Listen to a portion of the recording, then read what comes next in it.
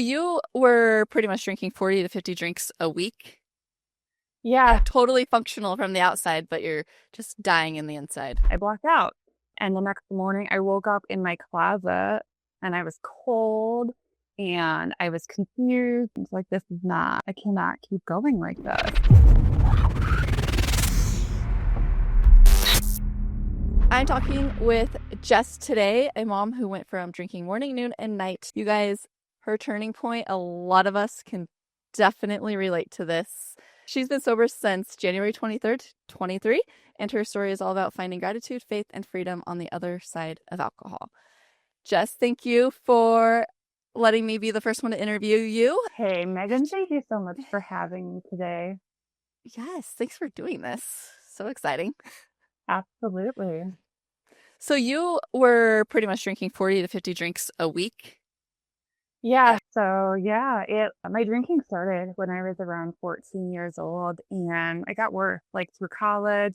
And then after graduating college, I had a corporate job, which along comes happy hours, right? So, I was drinking happy hours after work. I'd have drinks at home, drinks on the weekend. It just progressed. And it was not a good progression. I did end up having three kids throughout that process. I was married, had a house. I had all of these things going for me, but I was always under the influence. I can definitely relate to that. You Yeah. look totally functional from the outside, but you're just dying in the inside. Yeah, like everybody's like, Death have it together. Like, look at Death. And that kept me drinking for so long too, because it's like the people that I saw that were alcoholic were way worse than I was, But what I didn't see at the time was that the people that were doing better than me were doing so much better than me. That comparison game gets a little tricky because, well, I don't drink as much as them or I don't look like them. I I used to do it all the time. Like, my drinking is not bad. I mean, Yeah. it's not as bad as theirs. I don't drink, that much. I don't wake up with shaky hands. But I mean, it was Yeah. pretty It's bad. And tragic. I would always, yeah, and I would justify it like, oh, I didn't get a DUI or I didn't lose a job. Like it's not a problem. I just have a higher tolerance or I have more stress in my life, so I deserve these drinks. Deserve. Yeah. That's how I felt. I felt very entitled to drink. I think so many people do. It's that reward. It's 5 o'clock or whenever you get off work. It could be 2 o'clock. I mean, Yeah. it could be all day long, but I had a stressful day or I got a promotion. Let's drink. So for the good and the bad. Yeah, exactly. Like it didn't matter why. I just, any day that ended in Y, I'm like, that's a great day to drink. I'm assuming you quit drinking January 23rd, 23 because you were supposed to play the Tooth Fairy. Yes. Go back to January 22nd. My youngest son, his name is Sam, he was 5 at the time, and he had a loose tooth. His loose tooth fell out, and I was like, yay, I get to play the tooth fairy. He's my youngest son. Like, this is like the last time I get to do this milestone really for a kid. And I was hiding his tooth and I blacked out. And the next morning I woke up in my closet and I was cold and I was confused and I could not find his tooth. And so it was like this moment of like, oh my God, I'm going to ruin this tradition for this child. And it was really the first time I'm like, who am I? Like, who have I become over drinking? You were in your closet? Yeah. And I was wearing a winter hat, it was a mess. Like I was like, I don't know if I was trying on clothes or what I was doing. Like I don't remember any of it. I was just asleep in my closet floor. And, I did end up finding his tooth in there like weeks later, but I don't remember any of it. And then the tooth fairy ended up coming later that day. So it wasn't ruined for him, but it was like for me, I was like, life needs to change. Like, I cannot keep going like this. I can relate to it. So I when I was, in my depth of drinking, I would forget a lot about the tooth fairy or when my kids would lose his teeth.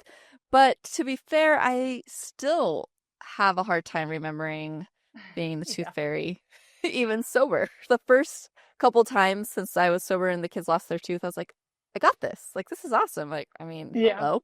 And then you get lazy again. And I think it's hard to keep up with all these things. It is, and it's expensive too, because like the tooth fairy like still feels guilt and brings like Legos and $20 now, so it becomes like this little gift basket because I still feel guilt over his first tooth fairy. I grew up with $2 bills and 50-cent pieces.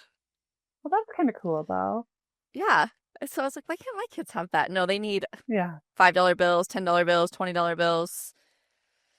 But, Yeah, if you have that cash, you're spending it on alcohol instead.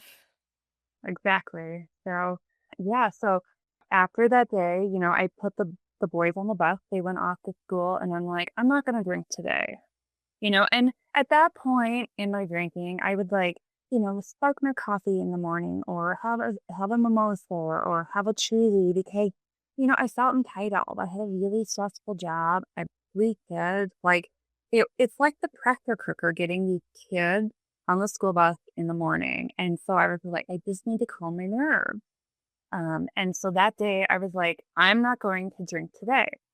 And by 10 o'clock that morning, my hands were shaking so bad and I was sweating and I was like, oh, I'm sick, right? Like it still never dawned on me that it was from the lack of alcohol. So I went to the doctor. I was like, I'm sick. I think I need Valium. Clearly that'll help. My hands are shaking. I need Valium.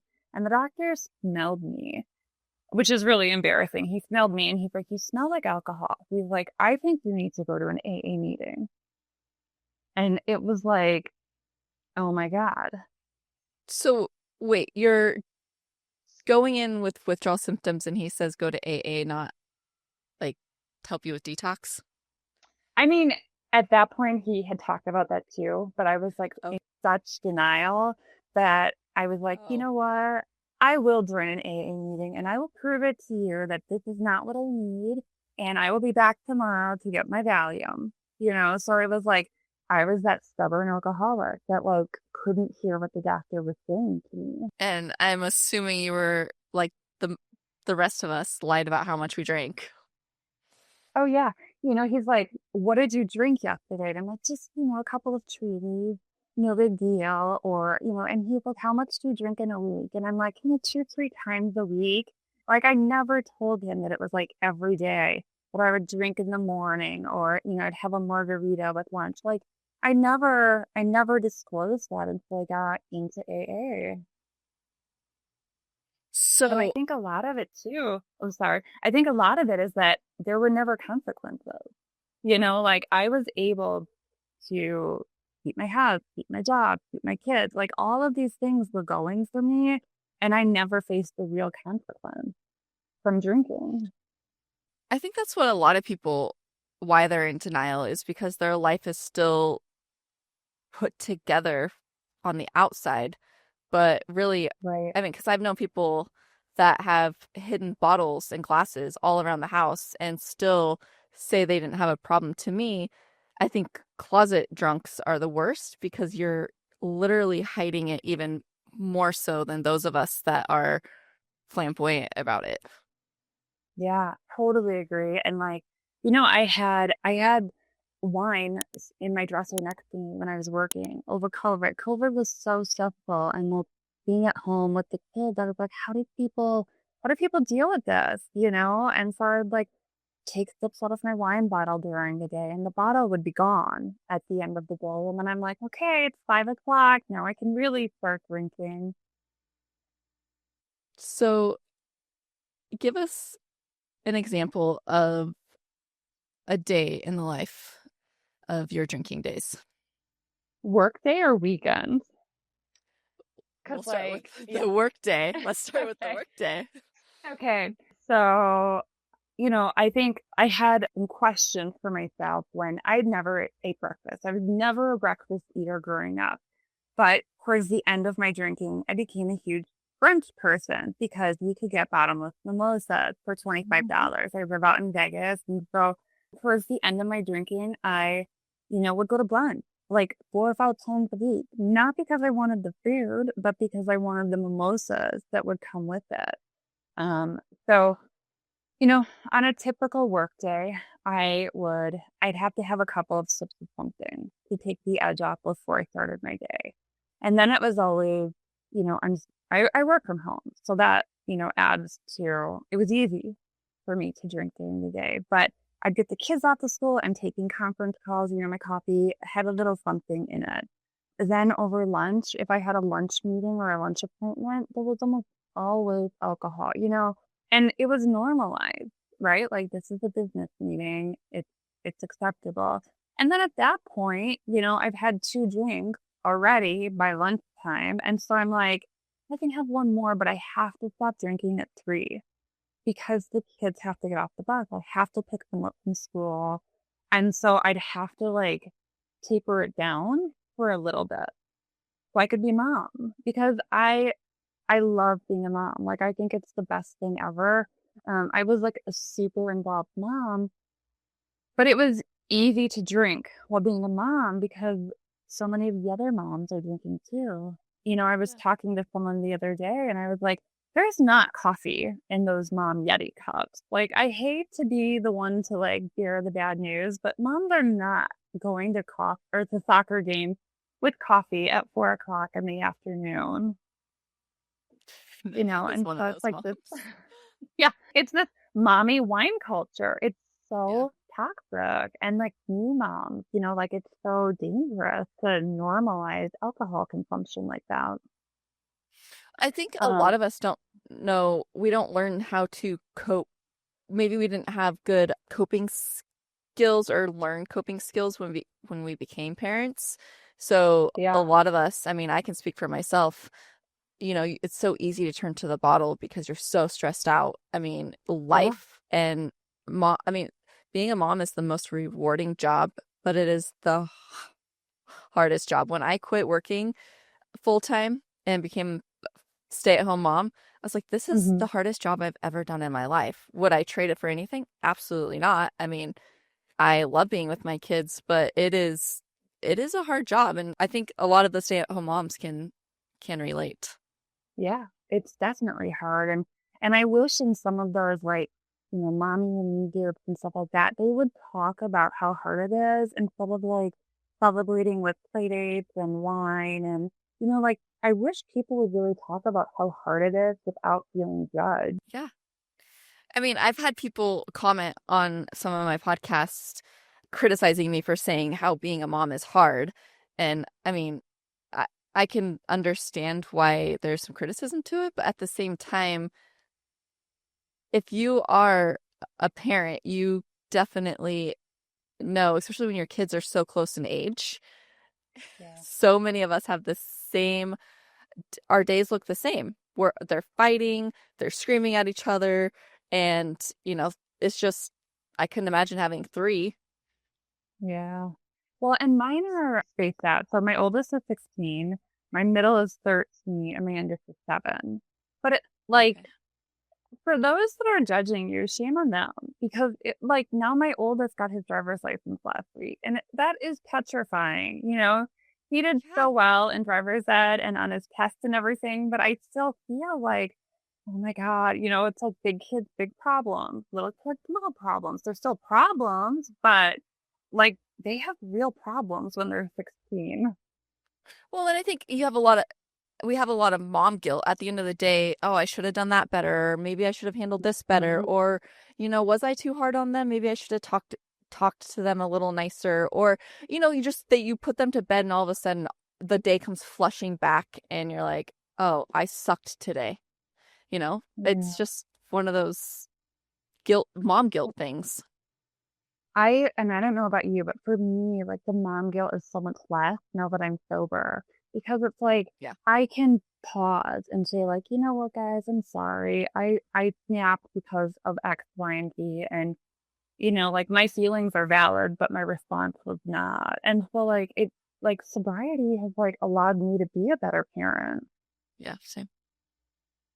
Yeah. That pause moment also, that P word, patience, is definitely a lot better now that I'm sober. It's still a work in progress, but when you have a child that is exactly we always joke, Emma is a lot like my husband, and then Colton is just like me. And Jonathan's like, "You're just dealing with yourself, Megan." He's like, Right.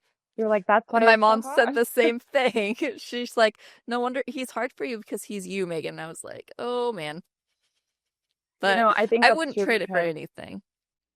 same. My hardest kid is a kid that is like, he's so uptight, type A, just like me. And he's the one that's thriving now. So I love him more than everything. I think he's like the coolest person I've ever met. But he's like worried about REM sleep habits and his brothers are distracting his sleep skill, and I'm like, calm down. So it's like for That's kind different. of, they are, they are. So, how did your did your older kids ever catch on to your drinking habits? Yes. So they did. So after the doctor was like, I think you need to go to AA, I went home and I Googled. So I was like out at this point, I'm like drinking a mimosa and I'm like online AA meetings. And so I found a platform online and I joined and they were doing day counts. And I was like, just day one, not an alcoholic, just proving a point. And it was weird. Like in that meeting, I found like so much comfort and relief. And for the first time, I felt like I was like part of a group. And so very quickly, I told the boys, like, Mommy's going to stop drinking. And my oldest said, good. Ooh, And like, yeah, that gives me hurt, goosebumps. Yeah, but it was like, I was like, wow, I didn't think that I had impacted them, but I did. And then, going through the program, making amends, my hardest amends were to my kids because it's like I thought they had everything. They had all of the sports and the vacation, all of the play dates, and they had everything material. But my oldest said to me, he's like, Mom, you were never there. He's like, you were there, but he's like, you weren't. That's hard. And that's so hard to hear. And it was like hearing that is what I was like, all right, like I need to keep staying sober.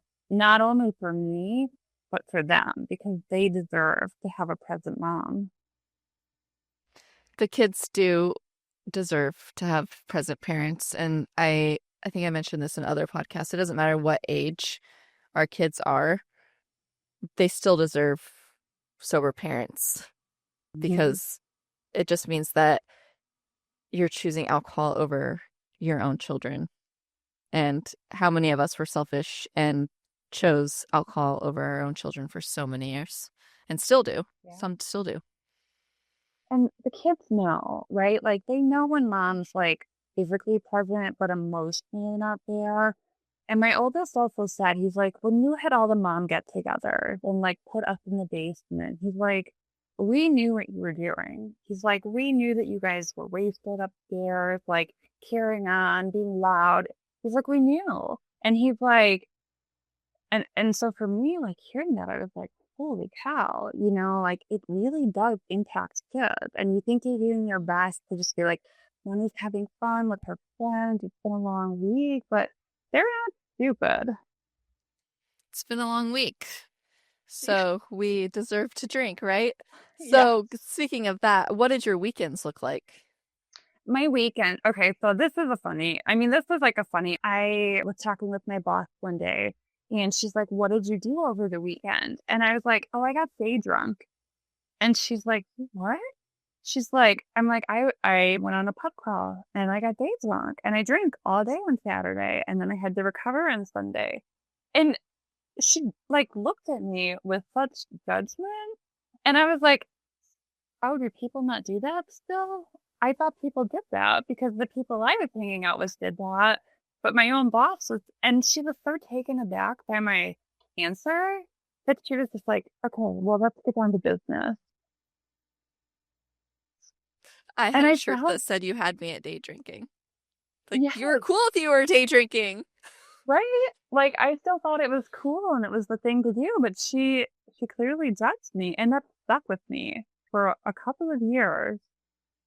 And if anything, it was more like, don't tell people how much you're drinking. Yeah. Then it makes it worse for us, and our drinking gets worse because we're just in such denial about how much we're actually drinking. And some of us start drinking more because we're in such denial. Right. And again, it goes back to like, there were no real consequences. So clearly, I was like, well, if I am an alcoholic, I'm highly functional. So, like I figured out how to manage stuff. So let's go back to high school and, 20s. How did you have any rock bottoms throughout those years with drinking? Yeah, and like I didn't realize it at the time. Like at the time, I was like, oh, this is normal. Like my sophomore year of college, I got kicked out of the dorm for drinking too much, and so I had to stay in school. I had to live with my son's parents who were close, and I would just like commute to school every day. But I was like I'm not the only kid that this has happened to. But on the flip side, now as a mom, if my kid got kicked out of a dorm for drinking too much, too many times, that would not be okay, No. And so like everything was kind of normalized to me. I had really good grades in college, and so people were like, "Oh, she's just, she needs to tone down her partying a little bit. She's doing really well." And so I always learned, I think, like the secrecy behind my drinking. Or if people got too close to me and started suspecting that I was drinking too much, I would just put them away and find a new best friend, And so I had really shallow relationships in my 20s. I think a lot of us do. Yeah. I mean, are you friends with anybody from your 20s? Not really. I was sharing my story the other day and I was thinking about that. And, there was a group of three guy friends. We were this really close friend. And I'll occasionally talk to them, but we're talking like once a year or talk to them. And they nicknamed me Jess the Mess. Like they hated when I would drink. They they would sneak out. This was like AOL Instant Messenger. So they would put like studying at the library and then they would go out drinking. Just so I thought they were studying and wouldn't go out with them because they didn't want to deal with my drinking mannerisms. Oh. So, and there were a couple of times I'm like, well, I don't need them. They're studying, so I'm going to go out anyway. And I would speed them out and I would get like, drunkenly, dramatically mad at them. So what type of, you said just the mess. What did that look like? I mean, so, we would close down the bar. And then I went to college in Milwaukee. It was a really beautiful, I went to Marquette. It's not a big secret, but it's a beautiful campus. And then the outskirts of it are like a really urban environment. So I would walk 10 blocks to Taco Bell, and like sit down and eat with the homeless person and offer them food. And nothing bad ever happened, but I was drunk. I was far from campus and I was putting myself in a situation with somebody I didn't know, and so my friends always felt like, we have to babysit her. She's making friends right now, with the people standing outside Taco Bell. And, or I was really, I'm like, we drink, we need to exercise. Let's run the 10 miles to the lake. And these kids are like, now it's 2 in the morning and Jess is going out running and we're going to have to run with her. But it was just like, it was antics like that that they just didn't want to deal with. Yeah. Taco Bell. In my early 20s, it was drunken nights with Taco Bell. Yeah. And now it's like, the kids are like, let's eat Taco Bell. And I'm like, oh, God, I can't. No, same. Same. So were you an overly happy drunk, or were you kind of, can you switch really quick? I could switch really quick. So like I started out really happy. I would hug everybody, which also, got me into some situations. Like you just won't hug strangers at a bar. But then like the minute people started to say like you're drinking too much or you're good for the night, let's go home, I would get really mad. And I was mean. I would say hurtful things, you're not my friend, you're controlling me, like mind your own business. And I would like walk away. And that's when it was like I would walk to the Taco Bell by myself, at 2 in the morning because I was hungry and I wanted to make a new friend. With the homeless person. Yeah. Isn't it Yeah. crazy to think how many situations we've put ourselves in and how bad those situations could be? I mean, nowadays, if you were in your late teens, early 20s doing the same stuff that we were doing back then, I don't think it would be as pretty. No. And it's like when I got sober and like looked back at all of these, I'm like, I'm so lucky that nothing truly bad ever happened because I mean, these are not good situations. These are not situations I'd want my children to be in. No. I mean, But it's like you get so drunk and you don't think anything bad's gonna happen or you don't care. And I didn't care about myself for the longest time. do you do you think that you drink to numb things? Yeah. So when I was 14 years old, I was sexually assaulted. And,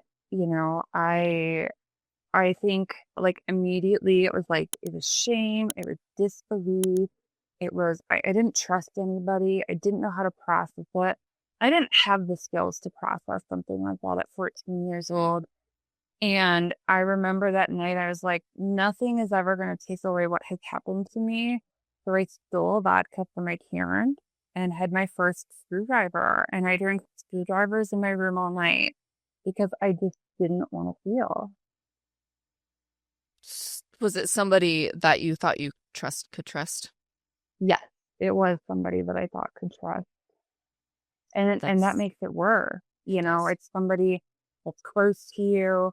You think you can trust them. You've known them for a long time and they like violate you in such a horrendous way. And at such I don't think it matters at what age, but for me being 14, like I didn't have any tools or skills to cope with it or to process. And the only thing that helped or that I thought helped was drinking and not feeling it. That shame and that guilt and just all those emotions are, I mean, I can relate to that in so many ways. It's a disgusting feeling, and how do you cope with it? You don't want to go talk to people about it because it's so humiliating, and Yeah, because it's never the perpetrator's fault. It's always our fault. right. And for the longest time, I blamed myself, like what could Yeah. I have done differently? Like, how did I get in this situation? And at the end of the day, and with like years of therapy, like it is never the victim's fault. It isn't. No, it's not. I mean, we can blame ourselves all day long, and it's just it's a terrible feeling, and it's something that you just Mhm. have to live with for the rest of your life, and not everybody's going to be able to relate to with it if they haven't been through it. And it's Exactly. always by someone you trust. Yeah. And when I got sober, people were like, you have to learn to forgive that person that hurt you. And I'm like, "Uh, okay, like give me the most impossible task in the world because I had spent, from 14 until 39 when I got sober, like I was drinking at that night. I was drinking at that person at that night. Like I was angry. I was entitled. I just like everything stemmed back to that night. And I didn't know that because I was so young. Yeah. Were you able to talk to your parents about it? I did talk to my mom about it, and it was very much a situation of, I can't believe this happened. Like we need to move on, chin up and let's move on. That generation. Yeah. And so to this day, there's a strained relationship with her because I don't feel like she was there for me in the way that I needed her to be. I don't feel like she heard me, and I don't feel like she protected me. That's a really hard one. I think so many women don't come forward because there's no just like Mm-hmm. nope, they never get in trouble. Mm-hmm. And then I don't. it just is almost like we cause this uproar and we're just being dramatic but they never get in trouble. Unless you're a famous person and then all of a sudden, Right. you know, then you're getting in Right. trouble. Exactly. So 14 to 39, you dealt with something super dark and traumatic. And if anybody has Yeah. been through the same thing, it's extraordinarily traumatic. Because then you look at people that look like that person and you just instantly get hot inside. Hmm. And it was like, I almost, any relationship, like even with my college friends or boyfriends, like I didn't want to talk about it. My husband didn't know about the extent of the abuse that I had. And I was married to the man, like I couldn't tell him what had happened. He knows now, but it was like, that was like my deep, dark secret. Yeah. Did So that forgiving part, did that come up in step 4 for It this did. person? Yeah, and this person is actually deceased. They have since passed away. And so there was never any, they say, write down your resentments, make amends. And I was never going to make an amends to this person because I felt like I had no role in what happened. But I did write like a 13-page letter, single space, and read it to the universe. And I put it out there and then I burned the letter. I And, love I people, love that. That is the best yeah. tool ever.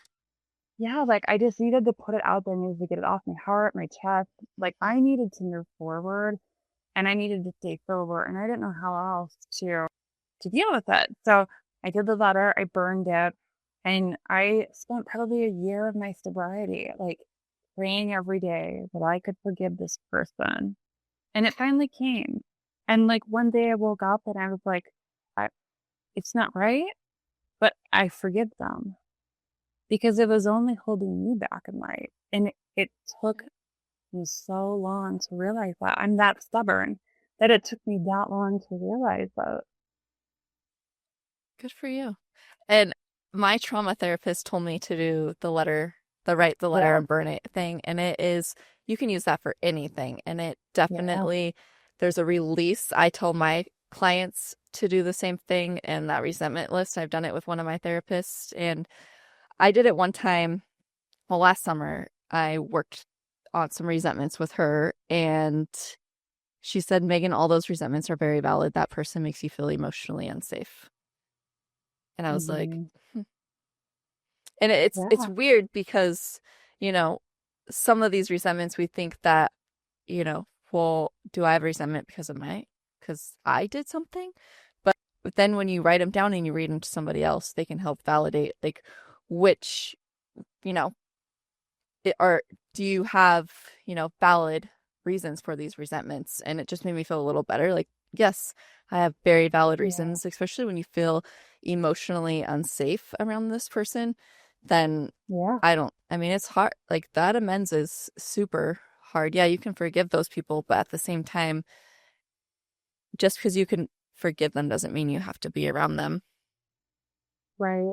And somebody recently said to me, like, feelings are your feelings, and they are so justified and they are so right, but they're not always fact. And so it's like, and that kind of changed my thinking a little bit too. And it's like, I'm not discrediting anybody's story or trauma or anything, but, you know, like, try to look at all sides of it, Yeah. because there's always, it's never justified, but there are two sides to every story and try to understand what maybe that person has gone through that they then could hurt somebody so much. Yeah. I think the hardest part is when you know what these people have been through and they won't get help themselves, but Yeah. we're doing the work and yet they're still the victim in life. Yeah. Yeah. That made me so mad for so many years that this person, could do something like that. And that's up to me. Like there were other people that had been hurt And like, they poor me. Life has been so hard for me. And I'm like, you don't have to make it hard for everybody else. Right? It's a very good point. Just because it's hard for you doesn't mean that it has to be hard for everyone else. Exactly. Exactly. That's that victim mentality. Hmm. And you can't change people. Like, that's what I've learned in sobriety too. Like, you can change people. They'll get ready when they want to, if they want to. And like, I just have learned, like, if somebody's not bringing like any value or joy or peace, like, I don't have time for them in my life right now. Like, I can be polite, I can be civil, but I don't need that in my life anymore. I spent so many years walking on eggshells, trying to protect other people's feelings and their Yeah, images, and I don't have time for that anymore.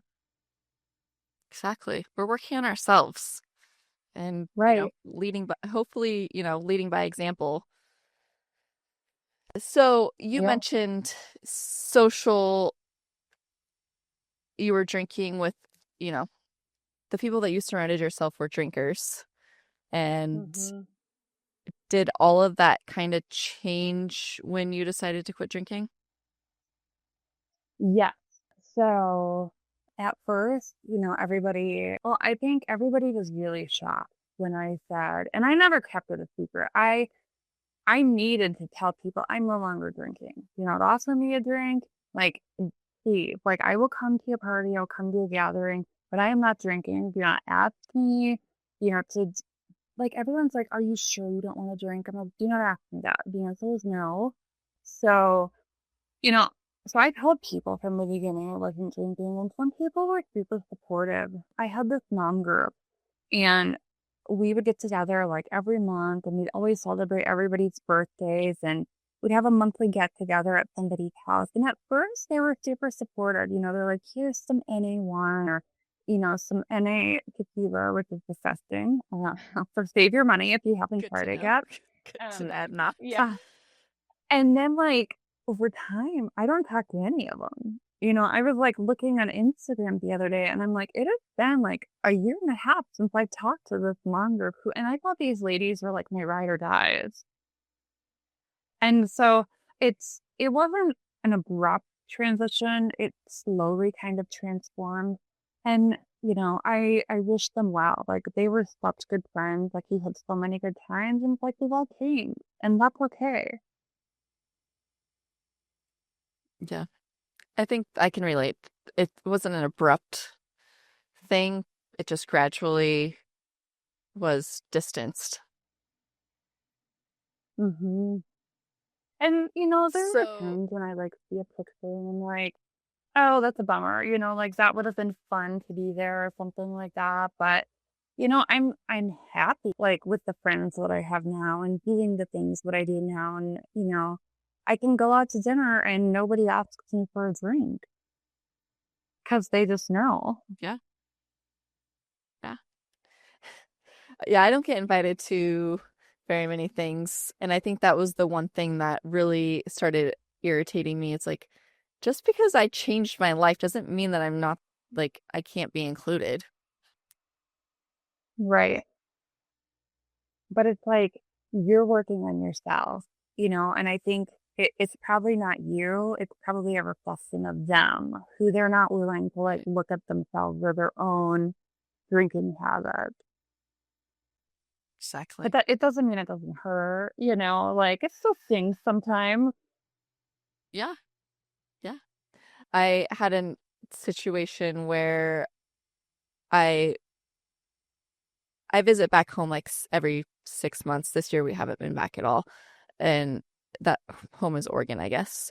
And the people that you used to drink with so much, it changes because now these people are inviting their new friends that drink over because they need a drinking buddy Hmm. still. And I'm like, am I just not good at like that? It's kind of a weird thing to do. Like, oh, Megan doesn't drink anymore, so I'm just gonna, invite my friends over that do drink. Like, okay. Swap her out and bring in a new bestie, and yeah, it is Exactly. weird, I'm like you, like I grew up in Wisconsin and I don't go home that often. And like when I do, people are like, you're still doing that non-drinking thing. And I'm like, it's a life, not like this was not a fad diet. Like I wasn't a good person. I wasn't happy with the person I was. Yeah. So you weren't happy with the person you were, but you didn't realize that you weren't happy with the person you were until you quit drinking. Yeah. And once I quit drinking and really started working the steps and like, having to make amends to people for the things that I had done to harm them, I was like, I did shitty things, like I I hurt people and that's really hard to like face somebody saying, I did this and I'm really sorry and I'm trying to live my life differently and do and be better and like, can you accept this apology? Like that is a really hard and vulnerable process. It is. So what step do you think that step was the hardest for you, or which step do you think was the hardest for you? I think the hardest step for me was step one, like admitting I was an alcoholic, because it like, I don't, yeah, it, I took like a couple of months to admit that I am an alcoholic. Like, this is bad. If I'm truly being honest, like, I am an alcoholic. I have alcoholic tendencies. I can't stop, like, I will never just have one drink. And it was when I realized that I was like, I have no business drinking. Because if I can't stop at one drink, like, I don't know where it's gonna go. So those comments that I get, well, if you just were disciplined with your drinking, you could enjoy drinking. Okay, well, some of us are not disciplined with our drinking, just like some of us are not disciplined with our food. So, Yeah, you know, it's so hard because the only drink that you are in control of is literally that first drink. You don't have to have that first drink because for so many of right, us, we cannot stop at one or two right. or three And it's or even four. if you can stop, yeah, you're thinking about, okay, I just had four. What's one more? Or at this point, you're like, well, I'm already drunk, so I'm just gonna really party tonight. And it's like, it's that thing, like a normal drinker doesn't think about like, I'm just gonna have one drink tonight. Like they just have that drink without thinking about it. Yeah. Somebody brought that up to me in one of the podcasts about you're in control of that first drink and that's not taking that drink. And it just like Mm. really stuck out with me because that is the one thing that we are in control of. We do not have to pick up that bottle or pour that drink. Yeah. And I think a lot of us forget that. Like we don't have to drink. Right. Totally agree with that. But I think when you're drinking, you can't like you don't rationally understand that, like you're so busy on chasing that next drink or chasing that next high that like you can't realize that that's the only thing you can control. Yeah. So when did you start AA? And what did that first look like for you? I started on day one after the doctor told me you smell like alcohol.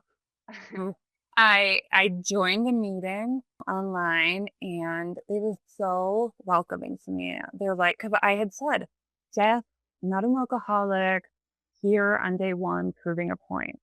And so, the host and the co-host chuckled a little bit, like, here's Jeff, she's not an alcoholic, she's just proving a point, because I think they've heard that before. And so it was like AA it like comforted my nerves. The meetings and hearing the stories and hearing that there is another way comforted me. So I listened to a ton of I didn't go to in-person meetings at first because again, I was like, I don't know if I was embarrassed or I didn't have time or it just wasn't working for me. So I would do online meetings and I would listen to probably 3 or 4 meetings a day because it made me feel like everything was going to be okay. And I hadn't felt that way since I was 14 years old. And you did this all alone. Yeah. So now I go to one meeting a day. I still go to the same platform. I listen to the meeting. Starts my day off. So, like I get the kids off to school and it's still stressful. It's not as stressful. And I'm happy to be there and to remember what I'm doing. But then it's like I start my day off with a meeting and a gratitude list, and it just like it sets my tone for the day. And now it's funny, like before I stopped drinking, I would get cranky if I couldn't drink in the morning. And now I just feel irritable if I don't get my meeting in the morning. So it's funny, how things have changed. Yeah. So, how long did your withdrawals last? Probably a month. It was just like my hands were like really shaky and then they got like less shaky and I just felt really anxious. Like I literally felt like I just had like this really bad case of anxiety that wouldn't go away. And I'd randomly sweat. It wasn't like constant. It was like, I would say after the first week, the sweating stopped. And then it was just like I felt really anxious and shaky and unsure. Okay. So And for around a those, month, yeah, around a month, I started getting really involved in the online sober community. I had hired a sober coach because I was all in at that point. Well, the sober coach, I was like, if I'm going to do this, you need to show me how to live life. I love your content on social media because it just makes me feel like, there are other women out there that get this. yeah. I mean, sometimes I miss Instagram for that sober community, but at the same time, I think most people knew that I was on YouTube. So if they're watching and don't Yeah, realize that I'm off Instagram yet, like I'm off Instagram. So, I um, know. I but miss all my you, but days, I totally get it because it's like, it's more drama than it's worth, always, yeah. whether you're an influencer or not. And the comparison game and chasing numbers, it's just, well, why do they have more than me? But I have more views than that. Like, it's just such a, if you're in the world of Yeah, social media, I mean, it's just a lot of mind-boggling moments. But so yeah. I've heard other people say that online communities have helped them. And I actually met Mhm. somebody that's been with me from almost the beginning. I had the opportunity to meet her in person, and it felt like we've known each other Mhm. forever. And you create best friends from just Yeah, you're on the same path as each other. And so it's so nice to just connect with other people that are, in similar situations as you. And I did an interview with somebody recently, and I think it, she's an AA sponsor. I think I might have mentioned that before we started, and she's truly helped me so much just since I started mhm. talking to her. And it's like, hey, let's talk today. And she sends me her gratitude list every night. And another girl that I've interviewed before, she sends me her gratitude list, and it's like, oh, so I mean, I've been terrible at this whole gratitude thing, but so many people mention it. And so is that something you said you do that in the mornings and it just sets your day Yeah, off, right? yeah. So when I was first suggested to do it, my sober coach was like, do a gratitude list. And I'm like, what? I'm like, that's impossible. And he's like, three things that you're grateful for every day. And I was like, okay. And he's like, I always do my kids, sobriety, and recovery. And I'm like, perfect. And so for the longest time, I copied that. I was like, I'm always grateful for my kids and my family. Like, truly, I am.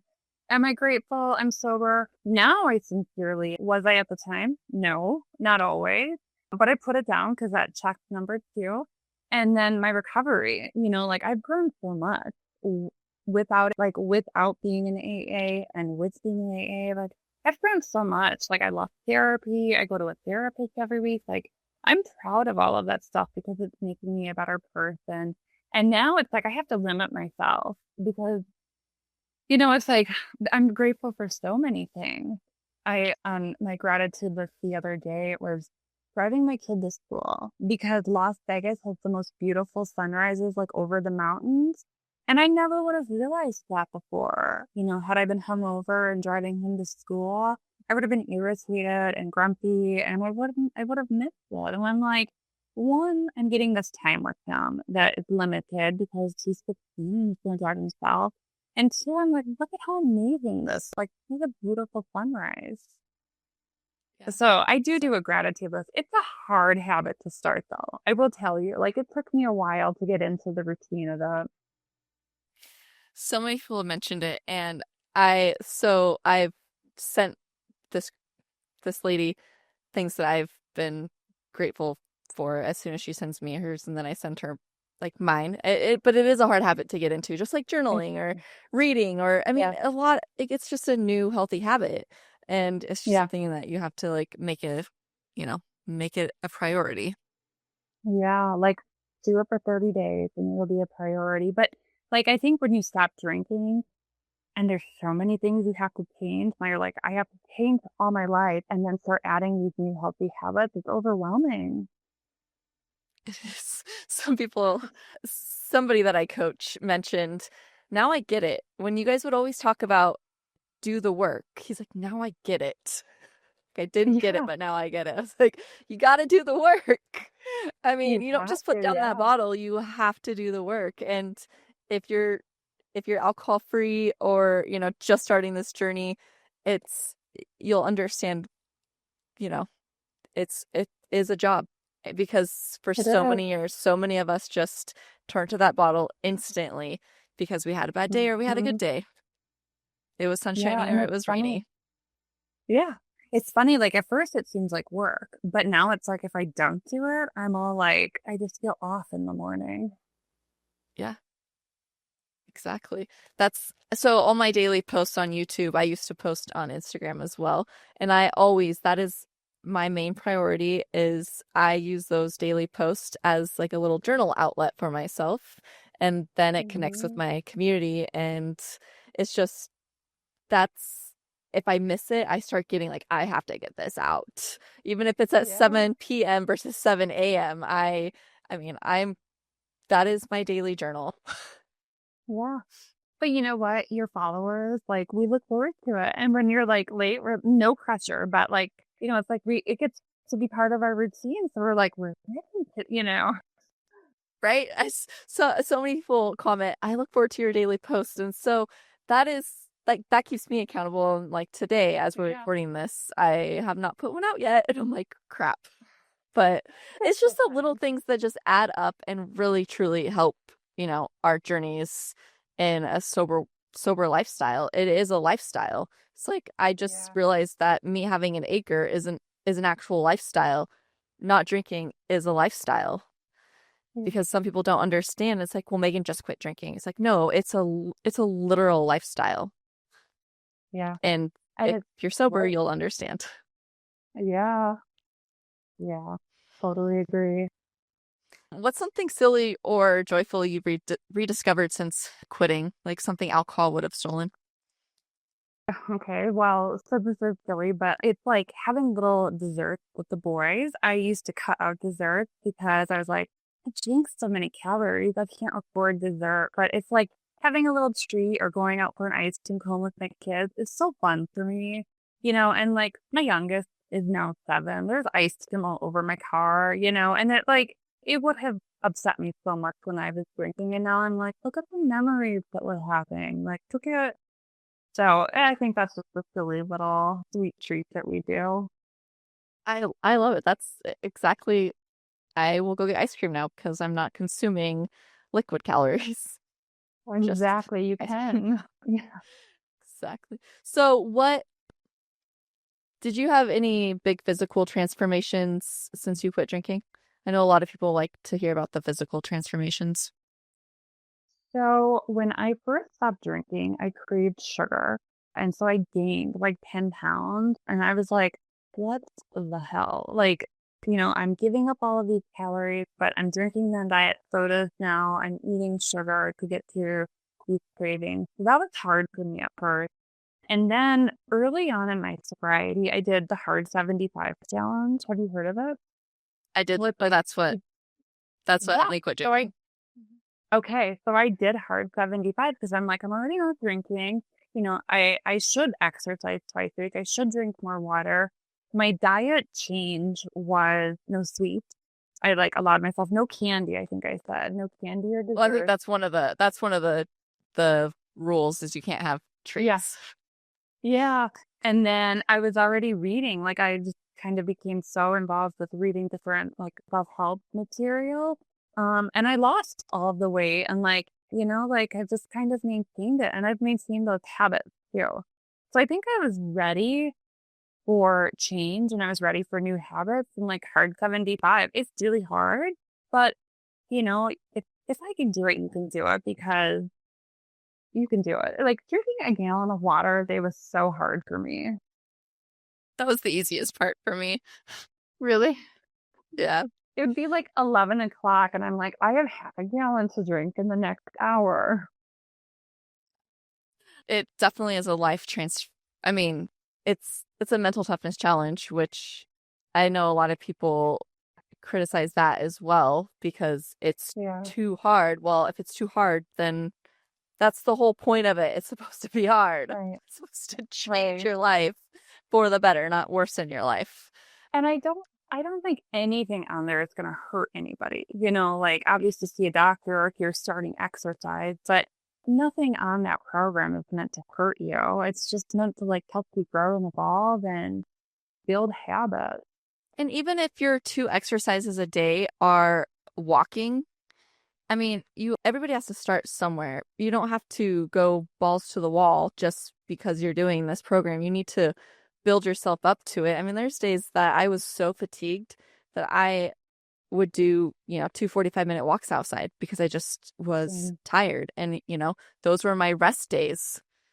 But Same. There was even one day when I'm like, meditation is kind of exercise, right? Because it was on like a fitness app. So I meditated one day and I felt so guilty about it that I was like, did I really complete the program? But that was one of my exercises one day. It was a 45-minute meditation.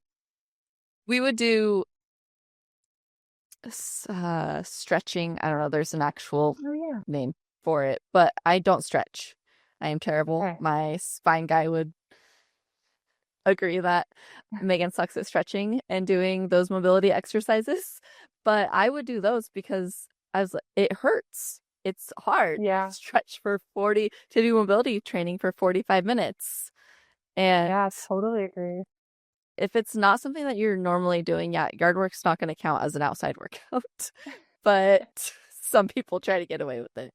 Yeah. But I'm glad that you did that because I've actually interviewed some people that did it just to quit drinking and it's worked for them. Okay. I didn't go into doing that program to quit drinking. It just clicked one day during the program that I was like, this is no longer serving me. I do not want to drink anymore. It wasn't because I got caught doing something bad or, had a moment of, I don't know, because some people have said, oh, well, Megan just quit drinking because she did bad things. It's like, no, I quit drinking because I knew that it was no longer serving me.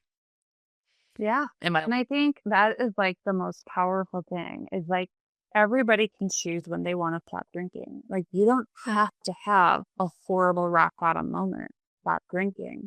Like you can just want more for yourself and stop drinking, and there's such stigma around it. Everybody, as soon as you say, well, I don't drink, people automatically assume that you caused complete chaos. And so you have to quit drinking. Mm-hmm. Well, yeah, maybe I did, that. but yeah, like when I told my family, like my mom and my brother, I'm like, I'm not drinking anymore. Like they were like, why? Did you lose your job? Did you get a DUI? Did you have a car crash that happened? And I'm like, I just want to be a better, healthier person. And they were like, I think it took them a while to accept that. Like they were like, is she not telling us something? Like there was a lot of doubt and skepticism. And I'm like, I just want to be better. Better than I was. Oh, yeah. And I think a lot of people don't realize that we can just decide not to drink anymore because we don't like it anymore. We don't want it to be a part of our life anymore. We don't have to have, we don't have to wake up in the hospital after we had a terrible DUI incident. Mm-hmm. I mean, some of these cop shows that I watch, they're drinking and driving. Last night we watched one and he was an off-duty cop and he blew a .17 and ended up there was a fatality. The woman had passed away in the back seat. And it's like, could you imagine coming out of being drunk and realizing what you just did? Yeah.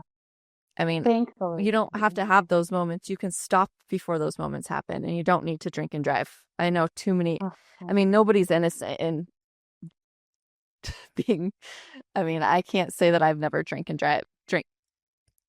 drove drunk, but I mean, past is the past, and Yeah, think thankfully, that's for it now. Yeah. yeah.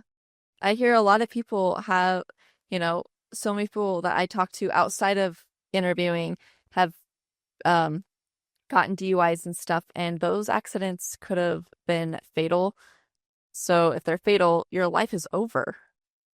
Yeah. I- I met a woman who she had a DUI and it was a fatality because she spent time in prison. And the first day that she got out of prison, she went back drinking and she got another DUI within a few months. So she served significant time in prison and like that wasn't enough for her. And she talks about her story all the time because she's like, this is the disease, like this was really, I don't know, like disease, like there's alcohol use disorder. I don't know, like this is how it can be. And this is why I needed to get help. AA helped you not remembering Hmm. being the tooth fairy, waking up in your closet. That, I mean, Yeah. how many of us have woken up somewhere in the house and been like, how the hell did I get here? Why was I not in bed? Yeah. And I'm like, God, I'm cold. I'm stiff. Like, why am I here? I've woken up next to the toilet before. Same. I That's was also like, not good. why? Why? And you So what would feel you, horrible too. yeah, exactly. I mean, did anybody check on me? I don't know. Nope. But You're like, there's no blanket on me. There's no pillow under my head. just us passed out again, right? Yeah. Oh man. So what would you what would you tell those people that are struggling, quitting, or really having a hard time, you know, facing that, being in that denial phase? So I think like you can choose your own bottom. And if you're questioning your drinking, there's probably, a reason you're questioning it. I don't think like the normal average healthy drinker that truly does drink, like 3 to 4 drinks a week ever questions their drinking. So if you ever sit down and wonder, like, am I drinking too much? Probably are. Yeah. I think the denial piece is extraordinarily, it is so strong in so many of our lives. Mhm. 100%. You're currently still working AA and Yep. doing online meetings. I know a lot of people that are, I guess I don't talk about, there is online AA as well. Yeah. And so many people that I've talked to outside of interviews have done a lot of online. Some people do it outside of the country because they don't want to Um, um be involved, or like they really want to be anonymous. yeah. No, I think whatever works for people. Like, I love going online because I can just like pop it in when I'm in the car or, working or something like that. I totally understand if people want to be anonymous about it. I needed to tell people in my life that I wasn't drinking, but, and then like there are some people that swear by in person meetings. And I'm like, whatever works. I don't think everybody needs AA, but it works for me. When people like just having community of sober people, that's all they need. And that's great. So it's like there is no one size fits all of sobriety. Exactly. I have a whole entire community of people that have gotten sober in so many different ways. And, Yeah. I think everybody's just programmed AA is the answer, but maybe it's the answer for you, but maybe it's not the answer for, the next person. But, Yeah. we all have that common denominator. We all want to be sober. Yeah. And whatever works for somebody, like don't listen to other people. If just being connected with sober people is what you need, then do that. Like if it's working, it's working. It's not like you have to follow these steps in order to get sober. which they are helpful though. They are. I think in anything in life, I think they're like great stuff. Like they're just good practices to have in life. Yeah. I mean, I talk to so many people on a daily basis that are a huge part of AA, but I also talk to so many people that didn't use AA. I mean, I know people that run their own groups here locally. So it's Hmm. just, and they're amazing people and they've helped so many people. They've had their own real rock bottoms. Yeah. I think But all you then need again, is a desire to stop, and that will take you where you're meant to be in your path in life. desire to stop. That's a huge one Yeah. because, and that has to overcome that denial. Yeah. Where do you see yourself in the next year, on this path? I know that your friends, you're involved with Gary and Michael, who I both interviewed. Yeah. Where, Shout out to Gary and his Recover brand. I told him I would yes, witness when I talked with you. you should have told me. I would have worn mine. I know. Well, Although, but Gary, like your sweatshirt is very warm in 110-degree weather in Las Vegas. So it is coming off as soon as we are done. he just launched a whole, I think he's officially launched, right? Yep. But Officially launched, and he's such a good guy and such a great brand. So yeah. And so where can people find you? Or do you have an Instagram that people can follow you? I do. I mean, so it's just my name. It's Jeff Press, Prux. People are welcome to follow me. It's mostly just pictures with my kids and like me living life. But if you want to follow me and see that it is possible to live a sober life and happy to, I will always like talk with people too. So I'm happy to help out. But I'm not like an influencer. I'm not a sober coach. I'm just a mom and a friend and just living a great life sober. You're not here with an agenda. You're just here to help people. Yeah, exactly. I love it. And I feel honored being, your first or being able to be one of the first to interview you. Thank you. I will say too, like, it's always hard to talk about my past and the abuse so comfortable. And I think, like, we were able to have such an important conversation about something that so many women deal with, but don't feel comfortable, talking about. Like, if we can inspire one person to come forward, then a successful and good conversation, Megan. And that's what I tell everybody. I don't care if this story helps 10,000 or a million, as long as it helps one person, that's all I Mhm. care about. And, Yeah, a lot of us don't talk about our traumatic experiences like that. And, you're right. I think the more we talk about it, the more women can come forward. And the more we talk about it, the more we can heal from it. exactly. 100%. So, if anybody has questions for Jess, you can comment below. But I really appreciate you being here. And, I'm so excited we're on the same journey together. And I mean, what, few months, 6 months apart? Yeah, I know. I'm so excited. What your date is? What day? September 23rd? July 10th, 23. I July released my first video. Yeah. I didn't do my first video until probably about 50-ish days in. the 10th, you're going to get a text from me congratulating you in another month. Thank you, which I guess I just hit 25 months a couple days ago. Yeah, that's amazing. Did you do anything to celebrate 2 years?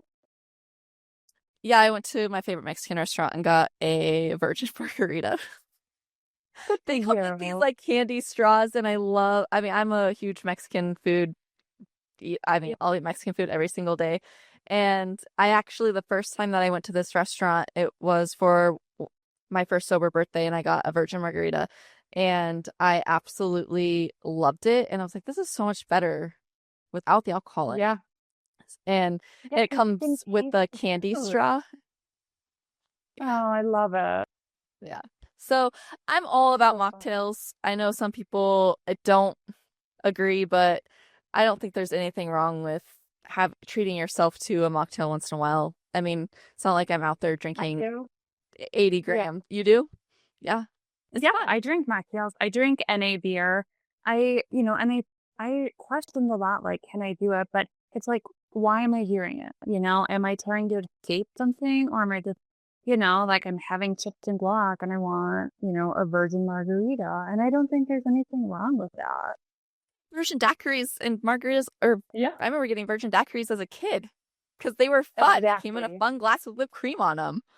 I mean, And straws and like, yeah, they're yeah. fun. And it's like, and it's like, why? Are you doing it to have fun, or are you doing it to date? Like that to me, that's kind of when I'm like, oh, I just want to have fun, So I don't know. Some people don't. I do, but Yeah. Well, cheers to mocktails. I mean, I'm all cheers.